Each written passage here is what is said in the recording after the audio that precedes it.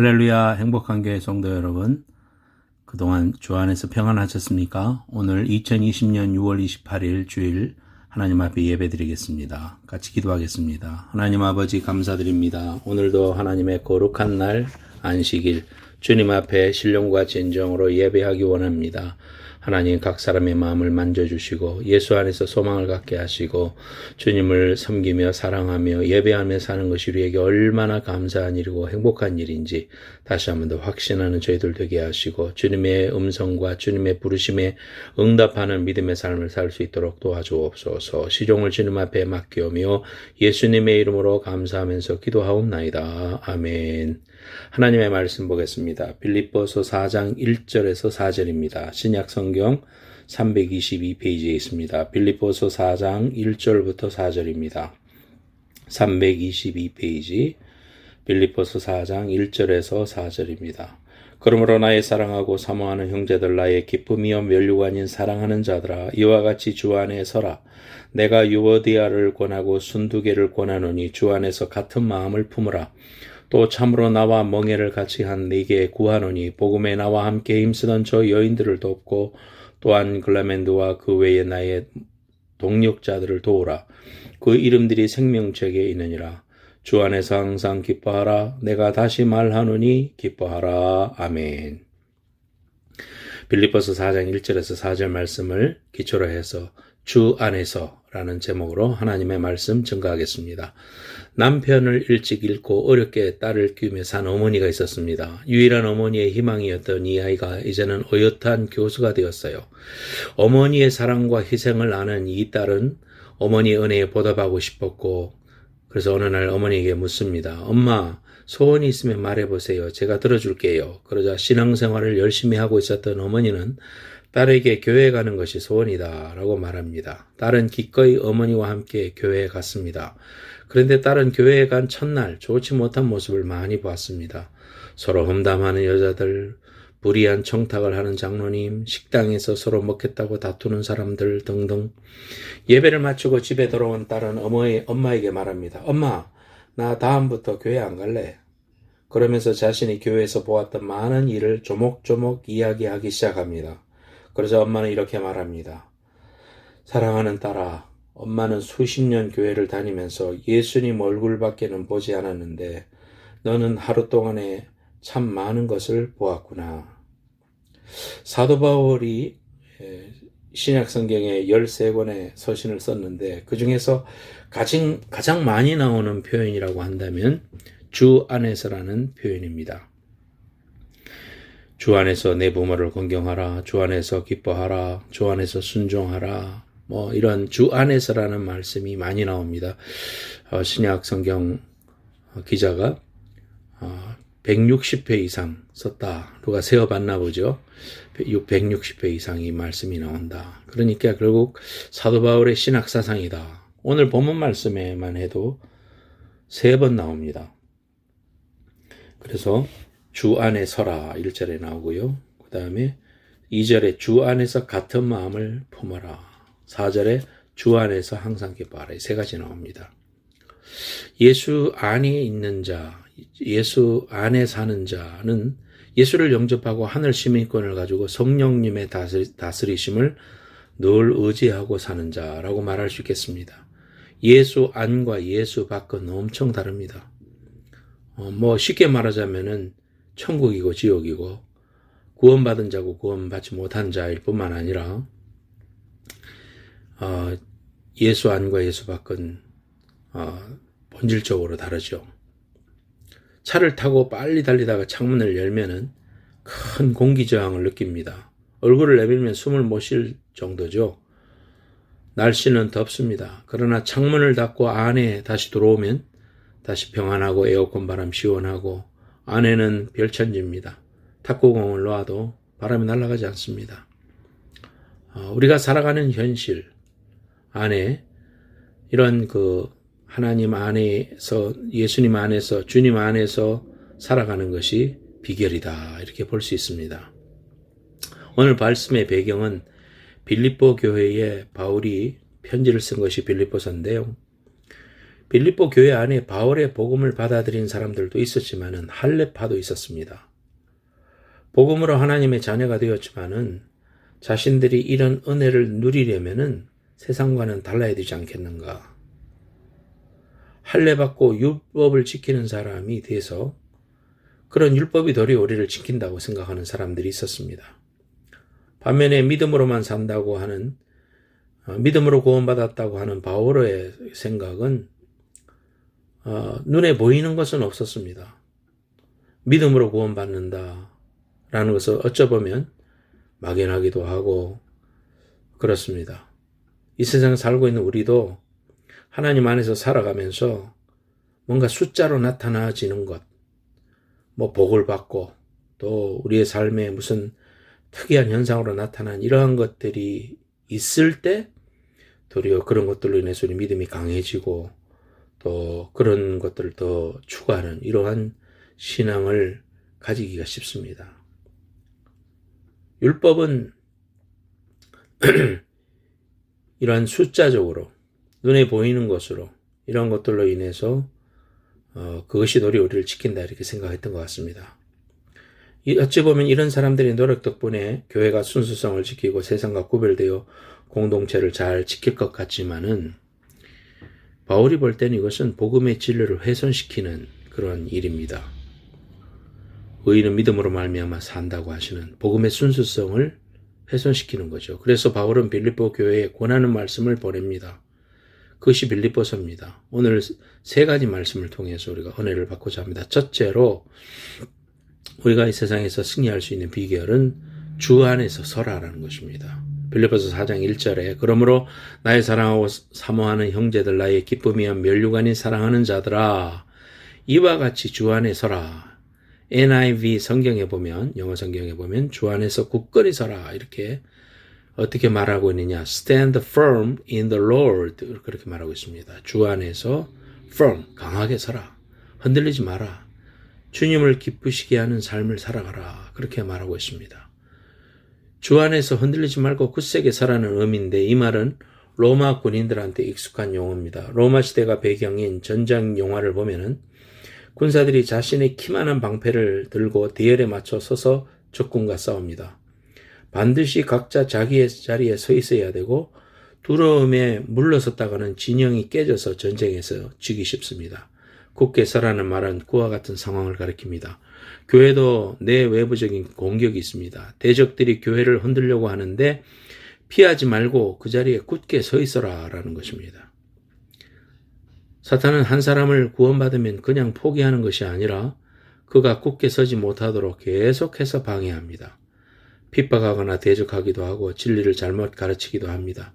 진리가 아닌 것이나 진리와 유사한 것을 가르치고 성도들이 하나 되지 못하도록 내부에 분열을 일으킵니다. 성도들 개개인을 향해서 사탄이 공격을 하지요. 한 사람 한 사람을 무너뜨려서 교회를 무너뜨리려고 하는 것입니다. 우리에게 필요한 것이 바로 주님 안에 굳게 서는 것이다 이겁니다. 사탄은 계속해서 교회를 넘어뜨리려고 한 사람 한 사람에게 불화살을 날리지만은 우리가 그러한 것들을 흔들리지 말고 물러서지 말고 주님 안에서 굳세게 서서 있어라 그렇게 말하는 것입니다. 신앙생활을 하다 보면 포기하고 싶고 물러가고 싶고 또 그냥 치우고 싶고 그런 생각이 들 때가 여러 번 있습니다. 그럴 때 우리가 지금 나 정말 수고했는데 결과가 보여지지 않고 또 그 결과가 내 예상과 다르고 또 사람들이 협조하지 않고 그러면은 그냥 마음의 상처를 입고 물러서고 싶고 다 내려놓고 싶습니다. 그럴 때 말씀 기억해야 됩니다. 주 안에서 굳건히 서라. Stand firm in the Lord. 그렇게 말하고 있습니다. 우리는 죄성을 가진 연약한 모습입니다. 하지만 우리가 기억해야 됩니다. 주님 은혜 가운데 영광스러운 모습으로 완성되는 날 온다 이겁니다. 빌립보서 3장 21절에 그는 만물을 자기에게 복종하게 하실 수 있는 자의 역사로 우리의 낮은 몸을 자기의 영광의 몸의 형체와 같이 변하게 하시리라. 우리의 연약한 이 죄성, 연약한 몸 이런 것들은 주님이 오실 때 영광스러운 모습으로 변화된다, 완성된다. 그날이 온다 이렇게 말하고 있습니다. 우리가 기억해야 될 것은 예수를 믿는 그 순간에 변화되는 것은 우리의 신분이 바뀌는 겁니다. 밖에 있던 사람이 안의 사람이 됩니다. 하나님 나라의 시민이 되는 겁니다. 하나님의 자녀가 됩니다. 빌립보서 3장 20절. 그러나 우리의 시민권은 하늘에 있는지라 거기로부터 구원하는 자 곧 주 예수 그리스도를 기다리노니 그랬습니다. 뉴욕에 유학하고 있던 그 첼로 하던 어떤 자매가 크루즈선에 아르바이트를 하려고 탔다고 그래요. 그래서 이제 연주도 하고 또 그 여행도 하고 얼마나 좋습니까? 그런데 이 코로나 사태가 터졌어요. 그러니까 그 승객들은 나중에 다 내렸지만은 승무원들은 내릴 수가 없었습니다. 아무도 받아주는 데도 없고 항구에 또 접안할 수도 없고 그래서 너무너무 그 지옥과 같은 삶을 살다가 엄마 아버지에게 카톡을 했어요. 나를 구해달라고. 그래서 그 아버지 어머니가 전주에 있는 시의원을 잘 알아가지고 그 사람을 통해 가지고 정부와 연결해서 결국은 한국 시민권을 가지고 있었던 이 자매를 구해냅니다. 그리고 비행기를 태워가지고 한국으로 보내서 구해냅니다. 한국 시민권을 가졌기 때문에 한국이 그렇게 움직이는 거죠. 우리는 천국 시민권을 가졌습니다. 이 땅에 비록 발을 딛고 사는 것은 이 땅이고 죄 많은 사상이고 또 우리는 연약한 육신을 가지고 있기 때문에 넘어지기도 하고 그렇습니다만은 우리 신분은 천국 시민권자라는 겁니다. 하늘나라에 적을 두고 살아가는 사람이기 때문에 이 죄에 속한 사람이 아니고 우리는 영원한 하늘나라의 시민권을 가진 자로 등록이 되어 있어요. 그 나라 갈 때까지 흔들리지 말고 사소한 일에 상처받고 무너지지 말고 믿음의 주요 온전케 하시는 예수를 바라보고 믿음으로 살아라. 믿음으로 전진해라.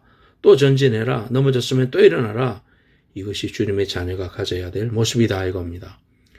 고린도전서 15장 58절에 그러므로 내 사랑하는 형제들아 견실하며 흔들리지 말고 항상 주의 일에 더욱 힘쓰는 자들이 되라. 이는 너희 수고가 주 안에서 헛되지 않은 줄을 알미라. 이 말씀이 큰 위로가 되지 않습니까? 너희 수고가 주 안에서 헛되지 않은 줄을 알미라. 이 땅에서 결과를 받고 이 땅에서 위로를 받으려고 한다면 실망할 겁니다. 하나님이 다 안다는 겁니다. 하나님이 너희의 수고와 눈물을 알고 애씀을 알고 기도를 알고 그동안 주를 위하여 정말 애썼던 모든 것들을 아신다는 겁니다. 헛되지 않는다는 겁니다. 그러므로 우리는 주님 안에 머물러 있을 때 은혜를 받습니다. 열매를 맺습니다. 요한복음 15장 5절에 나는 포도나무여 너희는 가지라 그가 내 안에 내가 그 안에 있으면 사람이 열매를 많이 맺나니 나를 떠나서는 너희가 아무것도 할 수 없습니다. 기억합시다. 나를 떠나서는 너희가 아무것도 할 수 없습니다.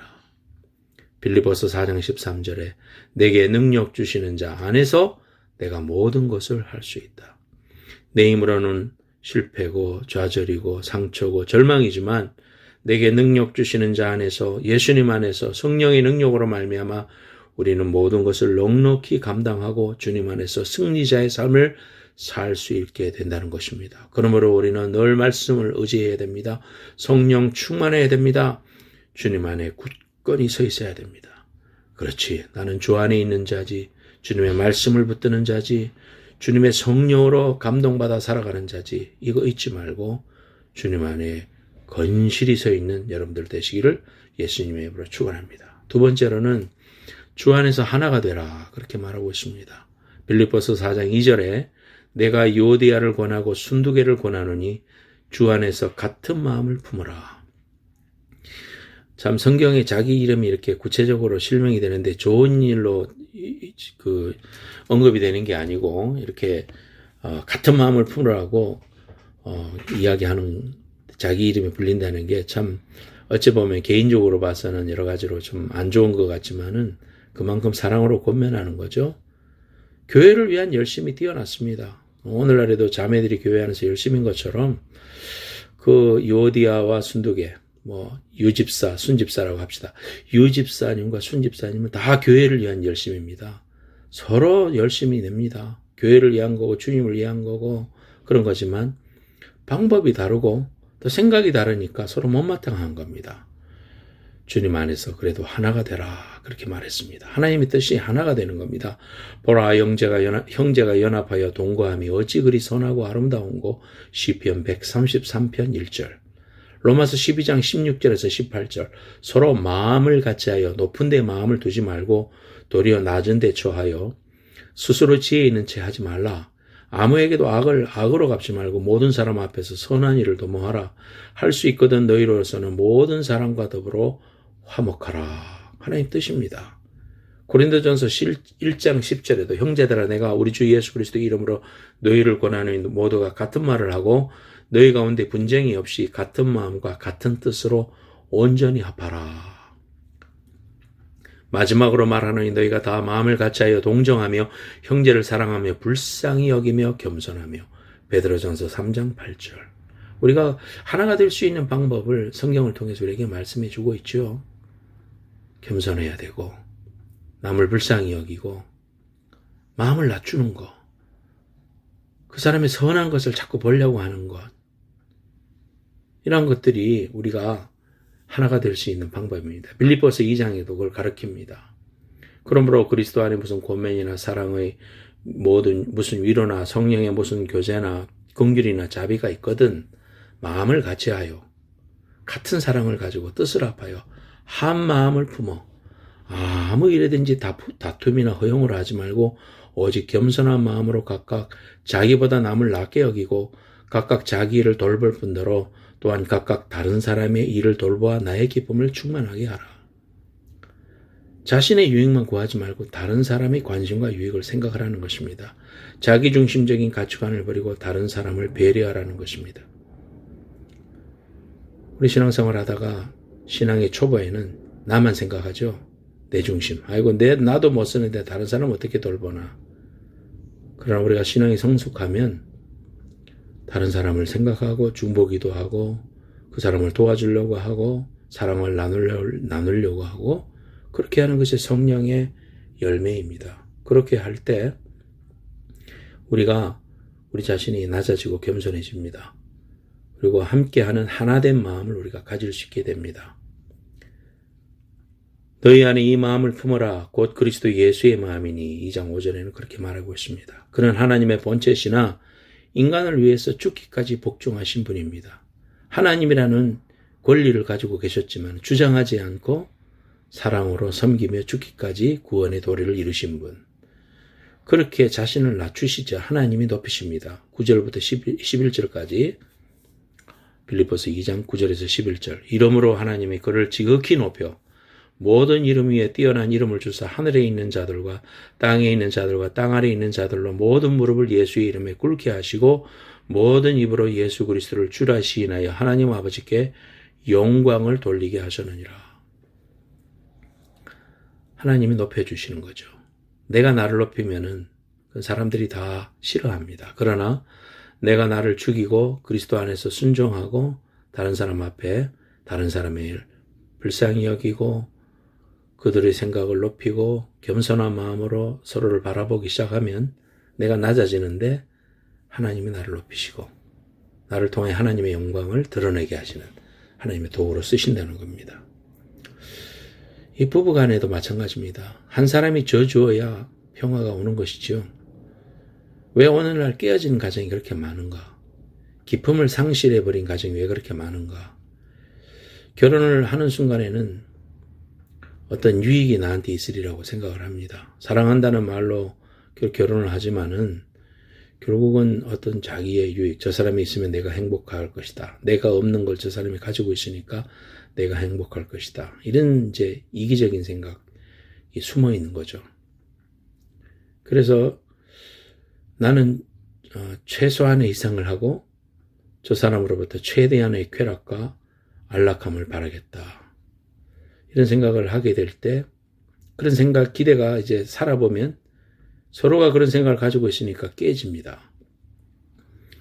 뭐 상대방이 불치의 병에 걸리든지 또 감정적인 갈등이 생긴다든지 경제적인 역경이나 자녀의 문제로 이혼을 생각할 수 있는 문제들이 생겼을 때에 희생을 하기보다는 쉬운 쪽을 택하게 되는 것입니다. 사실 우리에게 사랑이 유지되기 위해서는 받는 것보다 희생하는 마음이 있어야 됩니다. 내 만족과 필요를 채우기보다는 상대방의 필요를 채워주려는 마음이 들지 않는다면 결코 사랑이라고 말할 수 없습니다. 저도 돌아보면 참 이런 마음보다는 처음에는 서로가 좋아서 결혼을 하지만은 나이가 들고 또 어려움을 겪으면서 서로를 불쌍히 여기는 마음, 또 내가 어떻게 하면은 고생한 배우자를 위해서 내가 이제 어떻게 하면 도와줄까, 필요를 채워줄까, 이런 마음이 조금씩 더 생기는 것 같습니다. 어떤 가정이 기쁨이 넘치겠습니까? 자신의 만족을 채우기 위해서 끊임없이 요구하고 비판하고 고치라 그러고 그런 곳에 기쁨이 있겠습니까? 아니면 이러한 그 필요가 있는 가족의 자녀나 또는 자기 배우자나 또 부모님이나 끊임없이 덮어주고 내가 저 사람에게 어떤 것을 해줄 수 있을까, 희생해 줄 수 있을까, 이런 가정으로 생각하는 사람들이 모여있는 가정하고 어떤 가정이 기쁨이 넘치겠습니까? 답은 명확한 거죠. 여러분들에게 상대방의 필요를 채워주려는 성품으로 채워져 있는지 물어보십시오. 교회 생활도 마찬가지입니다. 우리가 우리 자신이 교회를 세워가고 희생하고 또 노력하고 이렇게 하면서 하나의 벽돌이 되어질 때 교회가 세워지죠. 문제가 있고 또 구멍이 있고 이런 것들 때문에 비난하고 교회를 옮겨 다니면 결단코 온전한 교회를 발견할 수가 없는 것입니다. 하나님의 큰 교회들이 잘 세워진 굳건한 교회들이 다 그러한 사람들의 희생과 벽돌 하나를 세우겠다는 그런 희생적인 그러한 그 사랑으로 주님을 섬겼던 사람, 그런 마음으로 성도들을 서로 섬겼던 그런 사람들의 희생으로 교회들이 세워진 것입니다. 주님이 원하는 것이 빌립보 교회를 향한 그러한 마음을 가져서 너희들이 하나 되라, 그렇게 말하고 있는 것입니다. 시편 46편 1절에 하나님은 우리의 피난처시요 힘이시니 환난 중에 만날 큰 도움이시라 그랬습니다. 이러한 하나님의 도우심은 그냥 한순간에 채워지는 것이 아닙니다. 하나님과 시간을 보내고 계속해서 채워져야 됩니다. 성령의 충만을 입어라 라는 것은 계속해서 입어라 그 말입니다. 예수님도 오랜 기간 사랑과 섬김과 치유와 상담의 시간을 보낸 후에 그런 사역을 하셨습니다. 마태복음 14장 23절에도 무리를 보내신 후에 기도하러 따로 산에 올라가시니라 그랬고요. 누가복음 5장 15절 16절에도 수많은 무리가 말씀도 듣고 자기 병도 고침을 받고자 하여 모여 오되 예수는 물러가서 한적한 곳에서 기도하시니라. 이러한 그 재충전, 하나님과의 교제, 예수 안에 있는 일들을 확인하고 말씀으로 채우고 성령 충만함으로 채우는 이러한 영적 재충전이 있어야 이러한 성품이 나오게 되는 것이죠. 이러한 충전은 누구에게나 필요한 것입니다. 충전된 자만이 거듭된 희생과 용서 그리고 기쁨 속에 거하게 될 것입니다. 이것이 주 안에 있는 자라는 의미입니다. 세 번째로 주 안에서 항상 기뻐하라. 산타크루즈 비치에 가보면 파도가 계속 칩니다. 잔잔한 날도 치고 또 파도가 심하게 치는 날은, 바람이 많이 부는 날은 또 크게 칩니다. 그러나 끊임없이 파도는 있습니다. 우리가 살아가는 삶에는 풍랑이 없는 게 아닙니다. 항상 기뻐한 일만 있는 게 아닙니다. 늘 파도는 있지만은 그러나 어떻게 받아들이는가, 그런 환경 속에서 내가 어떤 감사하는 사람이 될 수 있는가는 그 사람에게 달려 있습니다. 믿음으로 주님 안에서 기뻐하기로 결정을 하는 사람, 이런 사람이 늘 기뻐할 수 있습니다. 이것은 명령형입니다. 그렇게 하기로 작심을 하라는 것이죠. 실천을 하라는 것입니다. 이것은 내가 노력하고 연습하고 그런 성품을 말씀에 순종함으로 습관을 가질 때 가능해집니다. 가만히 있으면 자꾸 불평하고 싶고 비판하고 싶고 남을 원망하고 싶어요. 그럴 때 감사하기로, 기뻐하기로 작정을 하는 겁니다. 기쁨으로 바꾸는 겁니다. 그러면 희한하게도 삶이 바뀌고 환경도 바뀌고 생각도 바뀌어집니다. 환경은 늘 바뀝니다. 변합니다. 그러나 주 안에 거한다는 사실은 우리에게 불변하는 일입니다. 사도 바울이 감옥에 있을 때는 감옥이라는 환경에 의해서 영향을 받은 것이 아니고 억울한 거 자꾸 생각해서 영향을 받은 것이 아니고 주 안에서 거한다는 사실에 초점을 맞췄습니다. 나 같은 죄인이 용서함 받아서 주 앞에 옳다함 얻음은 이렇게 하나님의 귀한 은혜, 복음의 은혜를 늘 묵상하고 주 안에 거할 때 그는 주 안에서 기뻐하라. 내가 다시 말하노니 기뻐하라. 이렇게 말할 수 있는 사람이 되었다는 겁니다. 사도 바울이 감옥에 갇혀서 죽음의 위협 가운데 있을 때에 신라와 함께 찬양을 했습니다. 그런데 찬양을 하니까 놀라운 일이 났습니다. 지진이 나고 옥문이 열린 겁니다. 환경에 좌우되는 사람은 환경에 따라 기쁨과 슬픔이 교차하지만 환경을 뛰어넘은 사람은 자신이 처한 환경 속에서 새로운 환경을 만들어냅니다. 그러므로 여러분, 주님 안에서 항상 기뻐하기를 바랍니다. 아무리 힘들고 어려운 일이 다가와도 마음의 평안함을 유지하고 기뻐하고 감사하면 하나님의 은혜가 임합니다. 기뻐하고 감사하면 영혼이 잘된 같이 범사가 잘되고 강건한 은혜와 축복이 임하는 것입니다. 기뻐하고 감사하면 몸도 건강해지고 기뻐하고 감사하면 대인관계도 좋아지고 기뻐하고 감사하면 하는 일마다 형통하고 잘되는 복이 임하게 되는 것입니다. 중국 지린성 출신의 조선족 4세 최련아 자매 이야기를 합니다. 2003년에 초등학교 4학년 때 대형 가스 폭발 사고가 나면서 엄마는 죽고 본인은 95% 전신 3도 화상을 입었습니다. 생존할 확률이 3%라고 했는데 기적적으로 살아남았어요. 2년 동안은 걷지도 못합니다. 그 후에 걷게 되었는데 얼굴이 너무나도 괴물처럼 변해가지고 온몸이 탔기 때문에 어디를 나가지를 않았습니다. 집에서 가족들이 거울을 다 치워버렸어요. 그런데 이 소식이 한국에 알려지면서 한국의 한 성형외과 원장님이 내가 당신을 치료해 주겠다고 초청을 했어요. 중국과 한국을 40여 차례 오가면서 피부 이식 수술을 계속하는데 이때 한국 오기 전에 중국에서 사업하시는 장로님이 한국분인데 성경책을 주시면서 예수를 믿으라고 했어요.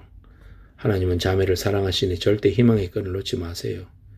성경책을 줬는데 처음에는 하나님을 원망했습니다. 하나님이 나를 사랑한다고 하지만 그 사랑이 나를 이렇게 아프게 하는 것이라면 받지 않겠습니다. 많은 사람 중에 왜 하필 저한테 이런 일을 당하게 하십니까?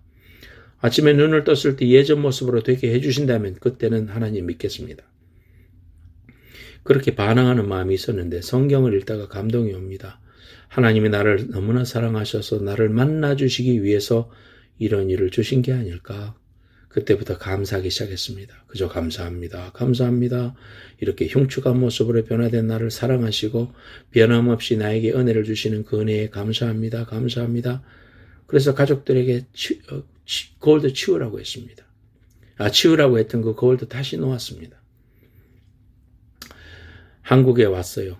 남들의 시선을 의식하지 않고 당당하게 얼굴을 드러내고 믿음의 전진을 하기 시작했습니다. 포기했던 학업을 다시 시작해서 중국에서 초등학교, 중학교를 졸업하고 또 대입검정고시를 졸업하고 우수한 성적으로 통과한 다음에 여러분 이지선 교수 알죠? 이지선 씨 도움을 받아가지고 이화여자대학교에 지원을 해서 4년 장학생으로 공부를 했습니다. 졸업 후에 대학원의 사회복지학과를 공부하고 있습니다. 어려움에 처한 사람을 돕고 예수의 사랑을 전하고 있는 하나님의 큰 일꾼이 되었어요. 그는 고백합니다. 사고는 예고 없이 찾아오죠. 제발 꾸미기를 바라는 현실을 마주하면서 삶을 포기하고 싶을 때도 많았어요. 끝이 보이지 않는 치료 과정은 저뿐만 아니라 가족들을 지치게 만들었어요. 왜 나에게 이런 일이 일어났는지 이해 안 되는 온갖 왜 때문에 밤낮으로 괴로워했어요. 그때마다 억지로 힘내야 되겠다는 의지보다는 마음을 토닥이며 울고 싶을 때 마음껏 울고 지칠 때 잠깐 쉬기도 하고 또 그 속에서 그럼에도 불구하고 감사한 것들이 무엇인지 생각해 보았어요. 이런 모습에 나를 사랑해주는 가족과 친구가 있어서 감사했고 충분히 더 안 좋아질 수 있는데 그래도 이 정도라도 감사했어요. 응원해 주신 많은 기도와 사랑에 보답하고 싶었어요. 그 사랑들로 인해 다시 밑바닥에서 꿈을 꾸며 살아갈 수 있었어요. 삶이 끝났으면 좋겠다는 고통 중에 계신 분들 결코 포기하지 마시길 바라요. 사고로 인해 불편한 부분이 생겼지만 불행하다고 생각하지 않으셨으면 해요. 사고 자체가 주는 불행보다 하나님이 우리에게 주시는 힘이 훨씬 크니까요. 이런 찬양이 있어요, 여러분. 제가 불러볼게요. 너 근심 걱정와도 어려운 일 당해도 걱정 말아라. 주 너를 지키리. 위험한 일 당해도 슬픈 일이 와도 걱정 말아라. 주 너를 지키리. 주 너를 지키리. 주님의 사랑 속에 거하라. 그의 평화 속에 유하라. 그분의 영원 속에 자유하라. 주 지키리. 주님의 사랑 속에 거하라. 그의 평화 속에 유하라. 그분의 영원 속에 자유하라. 주 지키리. 주님 안에서 믿음으로 감사하고 기뻐하십시오. 기쁨이 넘쳐날 때 하나님의 큰 복이 우리에게 임합니다. 오늘 세 가지 명령 기억합시다. 주 안에서 서라. 주 안에서 하나 되라. 주 안에서 항상 기뻐하라. 이 귀한 은혜와 축복이 함께 하시기를 예수님의 이름으로 축원합니다. 기도하겠습니다. 하나님, 오늘도 하나님의 사랑의 말씀으로 우리를 권면하시고 붙들어 주시니 감사합니다. 우리를 사랑하셔서 주 안에 거할 수 있도록 하나님의 자녀가 될 수 있도록 은혜를 허락해 주신 은혜를 너무나도 감사드립니다. 주 안에 서기 원합니다. 어떤 환경 속에서도 주 안에 있기 원합니다. 주 안에서 하나 되기 원합니다. 하나 되게 하신 하나님의 성령의 귀한 복을 누리기 원합니다. 나를 낮추고 남을 사랑하고 겸손한 백성이 되게 하옵소서. 주 안에서 항상 기뻐하기 원합니다. 의지적으로 기뻐하기로 결심을 하는 사람이 되게 하옵소서. 하나님 앞에 나를 낮출 때 하나님 우리를 높이시고 기쁨의 환경들로 우리를 변화시켜 주실 주님의 귀한 은혜의 백성들 될 수 있도록 축복해 주옵소서. 오늘도 귀한 예물을 드립니다. 하나님의 예물을 하나님 받아주시고 하늘의 신령한 은혜와 축복으로 채워 주시옵소서. 이 땅에 살아갈 때에 예수님을 인하여 승리하게 하시고 어려움 속에서도 늘 주님 붙드는 믿음의 사람 되게 하옵소서. 정죄에 있은 성교사님에게 주의 성령을 7배나 더하여 주시고 오늘 이 귀한 말씀을 통하여 힘을 얻게 하시고 용기를 갖게 하시고 주님의 귀한 은혜 속에 사는 믿음의 귀한 형제 되게 하여 주옵소서. 하나님, 방사선 치료를 마친 데이비드 형제에게도 용기와 힘을 주시고 권집사님에게도 힘과 은혜를 더하여 주옵소서. 우리 성도들 한 사람 한 사람의 시간머리에 안수하여 주시고 어디에 있든지 주님과 동행하며 주 안에서는 믿음의 사람 되게 하여 주옵소서. 예수님의 이름으로 축복하오며 기도하옵나이다. 아멘. 지금은 다시 오실 예수 그리스도의 은혜와 하나님 아버지의 만극하신 사랑과 성령님의 감화 감동하심이 오늘도 하나님 앞에 머리 숙여 예배하는 모든 성도들의 머리 위에와 저들의 가정과 일터와 건강 위에 이제로부터 영원까지 함께해 주시기를 간절히 축원하옵나이다. 아멘.